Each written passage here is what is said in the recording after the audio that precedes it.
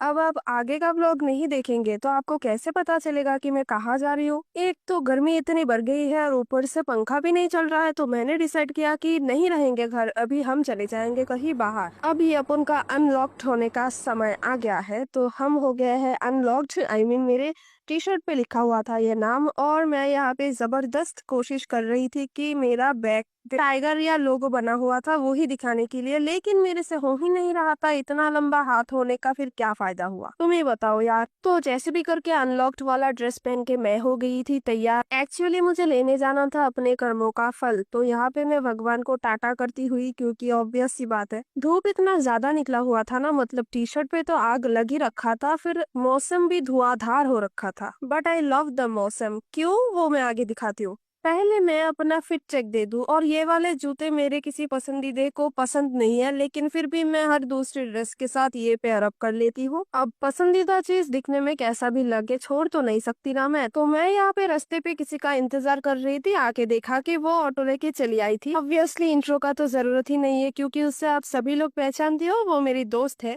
I mean दोस्त वाला दोस्त, जिसे मैं दोस्त बुला सकती हूँ, जो कि मेरी हर चौथी ब्लॉग पे फीचर होती है, क्योंकि मैं किसी दूसरे के साथ कहीं जाती नहीं हूँ। इसके साथ ही अगर कहीं भी जाना पड़े तो जा लेती हूँ, वरना स्किप कर देती हूँ। और मैंने बोला था ना कि इतना तपती धूप का मौसम भी मुझे पसंद है, क्योंकि आसमान को देख सकते हो आप, मतलब ऐसा लग रहा था कि स्वर्ग पहुंच गए हैं। मतलब मेरा तो ऑब्सेशन है, आप कुछ भी बोलो, किसी को पसंद हो ना हो, इतना मक्खन जैसा लग रहा था ना। For me the answer of definition of love is this, I just crave all the year to see this वाला मौसम। ऑटो पे बैठते ही हम लोगों का शुरू हो गया था झगड़ा, मतलब इसका लुक देख के समझ ही सकते हो मेरे पे कितना गुस्सा आ रही थी इसे, क्योंकि हम जिस कारण के लिए जा रहे थे, जहाँ भी जा रहे थे, वो आगे आपको पता चलेगा। लेकिन हंसी मजाक करते करते हम यहाँ पे देख रहे थे कि हमारे ड्रेस का कोड कलर सेम हो गया था, और अचानक से देखा कि वाव, नदी के ऊपर से व्यू क्या हुई बोलो, और कितना तारीफ करूं मैं जहाँ भी जा रही थी उस दिन जाने का मेरा दो दो रीजन थे। एक रीजन ये था कि कोई तब